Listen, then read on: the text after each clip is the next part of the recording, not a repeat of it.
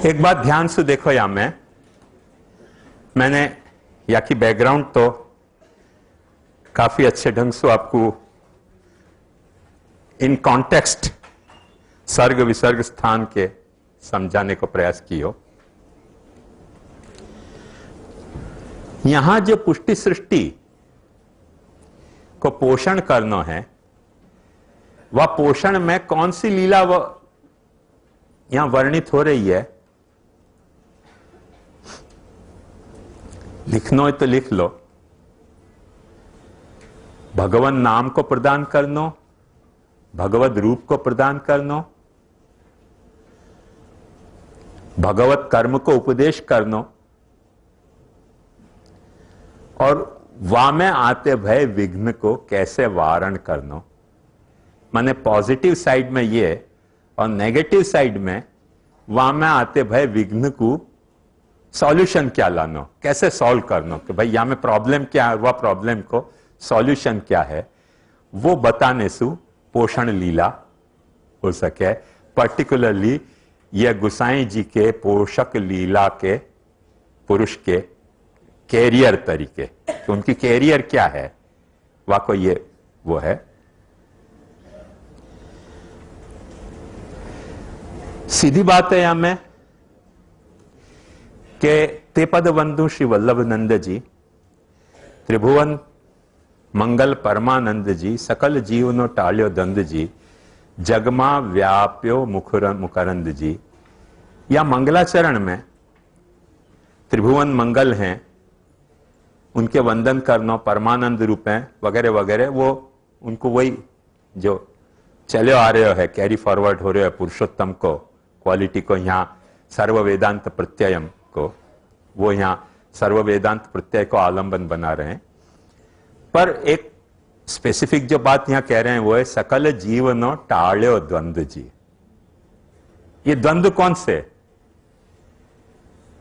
कोई बिजनेस नहीं चलता तो कैपिटल लोन दिवाई, ऐसा कुछ गुसाई जी ने नहीं किया। कोई शादी करवाई हो, ऐसा भी नहीं किया। जो उनके दुख हैं पुष्टि मार्गी लाइफस्टाइल को जीने में, वहां में जो भी दुख हैं वह दुख को कैसे दूर करना, पुष्टि मार्ग की लाइफस्टाइल को जीने में आते भय द्वंद्व क्या हैं, उन द्वंद्वन को कैसे दूर करना, और वो कैसे दूर कियो, जगमा व्याप्यो मुख मकरंद जी। जो सॉल्यूशन बतायो पाछो वाकपति के पुत्र हैं, अपने मुख के मकरंद की सुगंध से उनने वो सॉल्यूशन देने को प्रयास किया है। सो दुख निवर्तक और सुख प्रापक, मैंने कॉन्सोलेशन ऐसा दिया है कि जाके कारण उनको सुख हो रहा है। वह तरीके को एक मंगलाचरण है। पर यहां में सबसे इंपॉर्टेंट बात जो गोपालदास जी कह रहे हैं कि सुखद वंदु श्री वल्लभ सुतना पादाम्बुज सुकुमार, निगम रहस्य विचार कीधो सकल जन निस्तार। ये बहुत इंपॉर्टेंट बात यहां कह रहे हैं। पोषण के लिए निगम रहस्य को विचार उनने किया।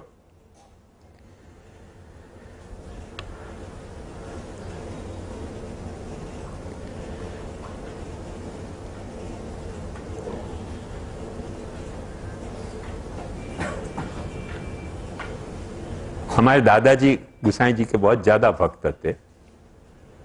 अक्सर जोश में आके ऐसे कहते हैं कि मैं प्रभु चरण को भड़ूची हूं।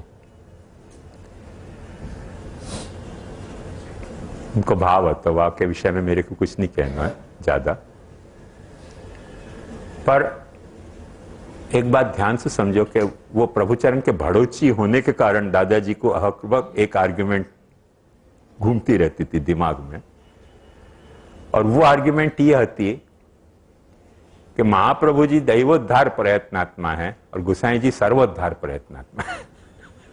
क्योंकि महाप्रभु जी को सर्वोत्तम में नाम दैवोद्धार आवे और गुसाई जी के वहां में सर्वोद्धार आवे। और बात ये यही नहीं रुकती थी दादाजी के उपदेश में और भावन की अभिव्यक्ति में। बात यहां तक जाती थी कि श्री महाप्रभु जी ने ये पठानन को, मुगलन को अपने सैनिक सेवक नहीं बनाए, और गुसाई जी की वार्ता में ये सब से सेवक बने हैं। तो गुसाई जी ने थोड़ा अपना रेंज बढ़ाई है, ऐसे दाई जी को फील होता तो। और ऐसे दाई जी कहते कि वो किरात हुणांद्र पुलिंद पुलकसा भीर कंका यवना खसा दे ये च पापा यदुपाश्रया श्रेया शुद्धंति तस्मै प्रभु विष्णवे नमः। मेरा पर्सनल या बारे में ओपिनियन ये है कि या तरीके को विभाजन करने की कोई आवश्यकता है ही नहीं, क्योंकि गुसाई जी ने जो कुछ किया है वो जो महाप्रभु जी ने इंस्ट्रक्शन दिए हैं वह को इम्प्लीमेंट किया है। कोई ऐसा काम नहीं किया है कि जो गुसाई महाप्रभु जी के इंस्ट्रक्शन के अगेंस्ट जातो है। महाप्रभु जी ने नहीं किया तो हमें घबराने की कोई बात नहीं है, क्योंकि वाकू इतना सीरियस नहीं लेना चाहिए, लीला भाव से लेना चाहिए। तो उन्हें नहीं किया, उनके वहां में स्कोप तो है। किरात हुणांद्र पुलिंद पुलकसा अभीर कंका यवना खसा दे की टीका पढ़ के अपन देखें तो क्लियर कट पता चले। और महाप्रभु जी ने भी जैसे जब माधव दास के लिए पूछी तो सबन ने फरियाद करी कि भैया को वेश्यासु बहुत आसक्ति है। महाप्रभु जी ने 2 बखत घुड़की लगा के पूछी, है वेश्यासु आसक्ति? उनकी हाँ महाराज है। उनकी अच्छा ले जा कंठी। सबन की वेश्या में आसक्ति को कंठी दी कैसे? उनकी या को आसक्ति को स्वभाव है या लिए कंठी दी या को आसक्ति को स्वभाव है या लिए कंठी दी। प्रभु को या की आसक्ति को वेश्या में से खुद में मोड़ने में कितना समय लगेगा, उनको वो कैलकुलेशन है। तो अब एक बात ध्यान समझो कि वेश्या में यदि कोई आसक्त है एज गुड एज ब्लेच से किरात हुणांद्र पुलिंद पुलकसा में फर्क क्या पड़े? अपने वर्णाश्रम की जो पैरामीटर हैं वह के हिसाब से सोचें तो कोई फर्क नहीं है। तो क्यों उनने सर्वोद्धार नहीं किया है? उनने भी सर्वोद्धार किया है। और गुसाई जी ने सर्वोद्धार किया तो कोई ऐसी बात नहीं करी है कि जो महाप्रभु जी के फ्रेमवर्क में अवेलेबल नहीं हो, उनने वह को इंप्लीमेंट किया है। तो मैं या एंगल्स महाप्रभु जी और गुसाई जी में, कई लोग हैं इनको खोटी आदत है महाप्रभु जी गुसाई जी में भेद पाड़ने की। मैं कोई भी एंगल्स महाप्रभु जी गुसाई जी में कोई भी भेद मुझको दिखलाई नहीं दे है। मेरी अपनी बायस है या तरीके की। मेरे एक अपना यह निश्चित ख्याल है कि इतनी बात सच है कि गुसाई जी में थोड़ी वृज की कल्चर रहती और महाप्रभु जी में थोड़ी दक्षिण की कल्चर रहती। तो जाका एनवायरमेंट में विराज है, वह एनवायरमेंट को कल्चर आ जाना जरूर है। महाप्रभु जी गाली भी दें तो ऐसी सदी सदाई गाली दें कि तिल मिलाने वालों तिल मिला जाए, कुछ पता ही नहीं चला गाली देंगे। और वचनंत टेरंत होला और वचनंत गाली, वो ब्रज को एक कल्चर है। तो गुसाई जी खूब मुंह भर भर के गाली दें। और मेरा जहां तक अपना चॉइस है, मैं भी हर वक्त ओपन रहूं या बारे में कि जब चुपती गाली देनी हो तो चुपती गाली दो, और जब मुंह भर के गाली देनी हो तो मुंह भर के भी गाली दो। क्या है, अपने कोई द्वेष हो तो झगड़ा की बात है ना, जाकू जो गाली देने गाली दो, जितनी गाली खानी हो खा लो, हमें क्या घबराने की बात है। तो थोड़ा ब्रज को कल्चर भी मैं रेलिश करूं नहीं करूं ऐसी बात नहीं है। या लिए गुसाई जी की गालियां भी मुझको बड़ी मजा आवे। मुझको ऐसे नहीं लगे कि गाली दें गुसाई जी या लिए जो है वो कोई लोअर ग्रेड के थिंकर हैं और महाप्रभु जी गाली नहीं दे रहे हैं करके कोई हायर ग्रेड के थिंकर है। ये कई लोग ऐसे भेद कर रहे हैं, बहुत सारे शास्त्रीय कर रहे हैं, बहुत सारे क्रिटिक लोग भी कर रहे हैं, पर मेरे मन में इन सारे ये सब टुच्चे भेद हैं। क्योंकि मैं इन दोनों बातों को गाली देने और नहीं गाली देने को लीला भाव से लूं। जब को मैं तो यहाँ तक कहूँ कि कोई को कंपटीशन करना है तो एक साथ कंपटीशन कर ले मेरे साथ, एक गाली मैं दूं एक गाली वो दे, जो छले तक गाली दे तो रहे वो जीते चल। मैं देने में या नहीं देने में कोई संकोच नहीं है, खाने में भी संकोच नहीं है। मेरे ब्रज की कल्चर वह बारे में मेरे में बहुत एकदम इम्प्लांटेड है। पर मैं ये बात जानूं क्या, महाप्रभु जी की लैंग्वेज जो है वो थोड़ी वैसी लैंग्वेज है, गाली गलौच वाली लैंग्वेज नहीं है। और गुसाई जी की गाली गलौच वाली लैंग्वेज है। तो ठाकुर जी भी ब्रज के हैं तो अपने काय को नहीं ब्रज की कल्चर अपना नहीं। वाक्य अलावा कोई बेसिक डिफरेंस हो महाप्रभु जी गुसाई जी में, जहां तक वाणी को सवाल है वह में नहीं है। अब कोई बात गुसाई जी जो है वो एकदम फेस वैल्यू पे प्रकट कहते हैं, महाप्रभु जी को ढांक ढांक के कहें तो वो ठीक है, अपने अपना नेचर है, जाकू जैसे बोलना है बोले, हमें कोई इतना मैटर सीरियस मुझको नहीं लगे। पर निगम रहस्य विचार की दो, ये जो निगम को रहस्य है वो क्या है, ये बात ध्यान से समझने की या तबक्का पे बहुत जरूरी है।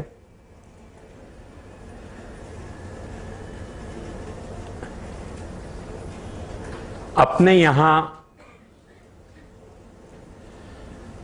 जबसु ब्रह्मा जी के सामने भगवान ने निगम को प्रकट कियो, तबसु लेके श्री गुसाई जी के काल तक कहना भी गलत बात है, आज तक के काल में भी अपनी दोनों तरीके की फीलिंग निगम के बारे में रही है। निगम मानने वाले इनकी बात कर रहे हूं, निगम को रिफ्यूट करने वाले इनकी बात नहीं कर रहे हूं। ये पास खास ध्यान से समझिए कि जो निगम को प्रामाण्य मान रहे हैं, निगम की ऑथोरिटी मान रहे हैं, वो सब भी या लिस्ट में खुद निगम को प्रकट करने वाले ऋषि भी शामिल हैं जिनने निगम प्रकट किया है, और ऋषियां शामिल हैं। इतना ही नहीं, भगवान खुद शामिल हैं गीता में। एक बाजू कह रहे हैं तस्मात् शास्त्रम प्रमाणन्ते कार्य कार्य व्यवस्थित ज्ञात्वा शास्त्र विधानोक्तम कर्म कर्तुम इहारसि।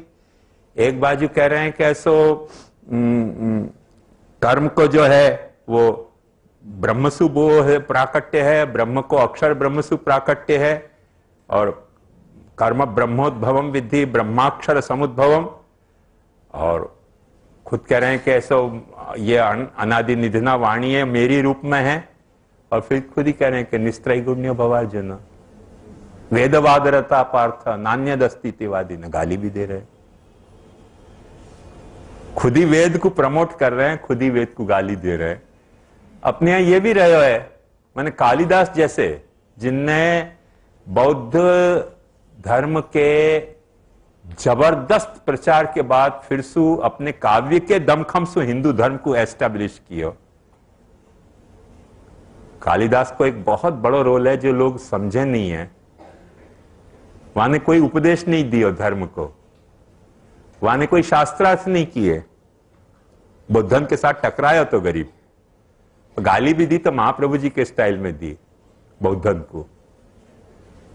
दिंगनागा नाम पथि परिहरन स्थूल हस्तावले पर। और दिंगनाग जो है वो पागल हाथी के जैसा है, वह को रास्ता अवॉइड कर। स्थूल हस्तावले पे बाद में एक हस्तावलेप ग्रंथ लिखो। वो बदल को कह रहे हो कि देख तू जा रहे हो ना बीच में, वो दिंगनाग को जो है ना वो रेसिडेंशियल एरिया है, जस्ट अवॉइड इट, बाईपास करवा को। तो व्यर्थ में झगड़ने की आदत है वाको। दिंगनागा नाम पथि परिहरन स्थूल हस्ता, बदल को समझा रहे हो, आदमी को नहीं हो। बदल को कह रहे को वाह रास्ता मुझे व्यर्थ में तेरे को हाथी समझ जाएगा, व्यर्थ में झगड़ा करने आएगा, सूंडे मारेगा, फायदा क्या होगा, टाइम वेस्ट हो जाएगा। जस्ट अवॉइड कर, बाईपास करवा के वहां के लोकेशन को। तो विचार टकरायो હતો बौद्धन सु, वो एक कथा अलग है, पर वो गाली भी दे तो वह तरीके की हाथी को गाली दे के बहुत बहुत घमंडी है, हर बात पर झगड़ा कर रहे हैं।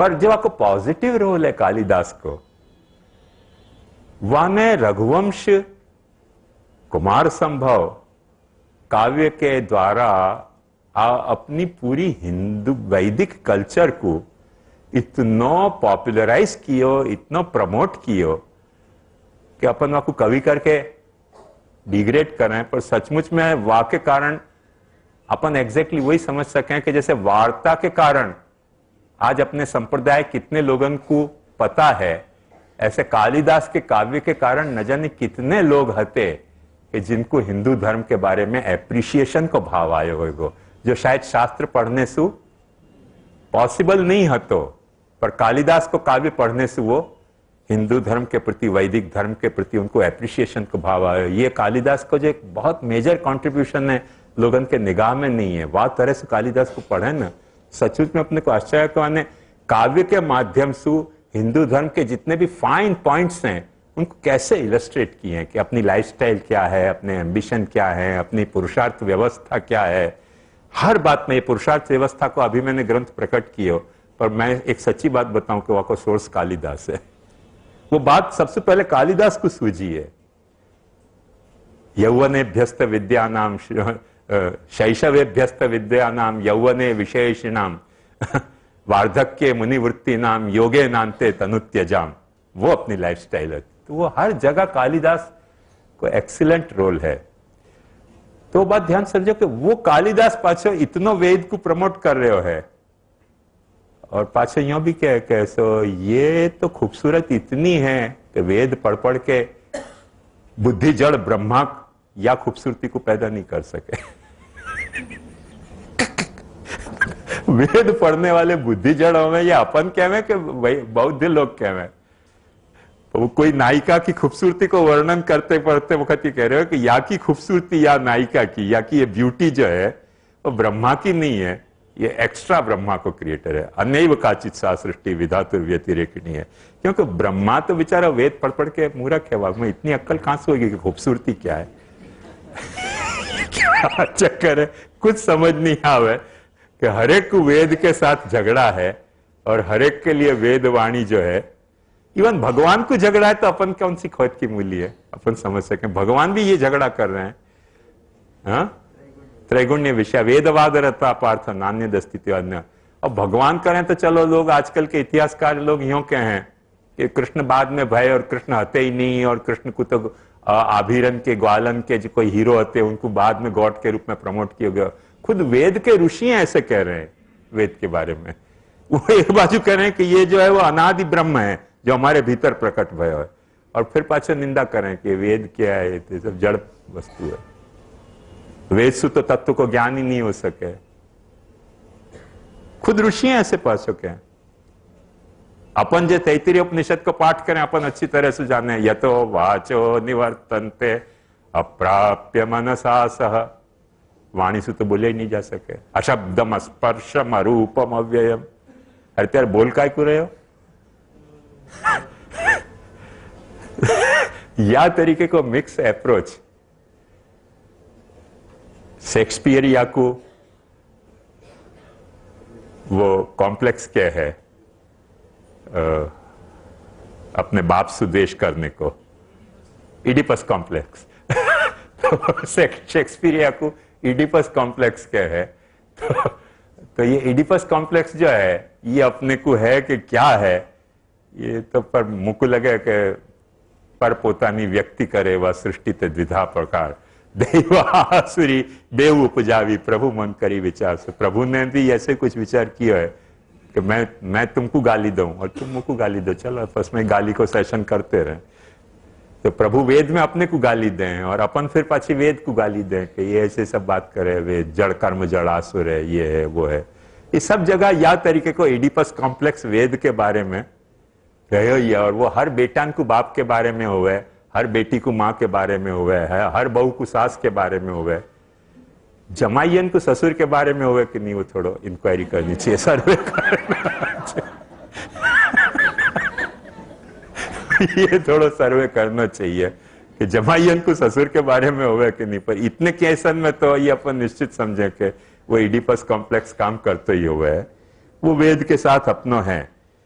पर बात ध्यान से समझो कि निगम रहस्य, जहां निगम ने खुद अपनो रहस्य ये बतायो है कि वो तत्व को मैं पूरी तौर से कह नहीं पा रहे हूं, तो मैं जो कह रहे हूं वो मैं कह रहे हूं, तुम आपको समझने को प्रयास करो। तो निगम भी वो एक स्लॉट ओपन रखे कि या में कुछ और भी रहस्य है, और वो यदि तुमको समझ में आते हो तो समझो। महाप्रभु जी ने वाकई लिए एक बहुत अच्छो सॉल्यूशन निकालियो है। दो बात महाप्रभु जी कहे हैं वेद के बारे में, बहुत सिग्निफिकेंट बात है। एक बात कहें कि भगवान स्वयं प्रकाश है। स्वयं प्रकाश माने वाकू कोई दूसरे सु इल्यूमिनेट करने की जरूरत नहीं है, सेल्फ इल्यूमिनेट है। जैसे लाइट स्वयं प्रकाश है, लाइट को देखने के लिए अपने को बैटरी जोड़नी नहीं पड़े, रूम को भीत को सबको देखने के लिए अपने को बैटरी जोड़नी पड़े, लाइट को देखने के लिए लाइट जोड़नी नहीं पड़े। ऐसे भगवान स्वयं प्रकाश है। साथ में ये बात और कहें कि वाकई स्वयं प्रकाशता वेद से ही प्रकाशित है। बहुत मीठी बात है महाप्रभु जी, एक्सीलेंट बात है कि बाकी स्वयं प्रकाशता, वो स्वयं प्रकाश है, वो अपने को वेद से प्रकाशित हो रहे है, ये बात निश्चित समझे। और वेद अपने को प्रकाशित हुए तो अपने को भगवान की स्वयं प्रकाशिता समझ में आवे, अदरवाइज तो भगवान स्वयं प्रकाश है, ये नेचर अपने को समझ में नहीं आवे।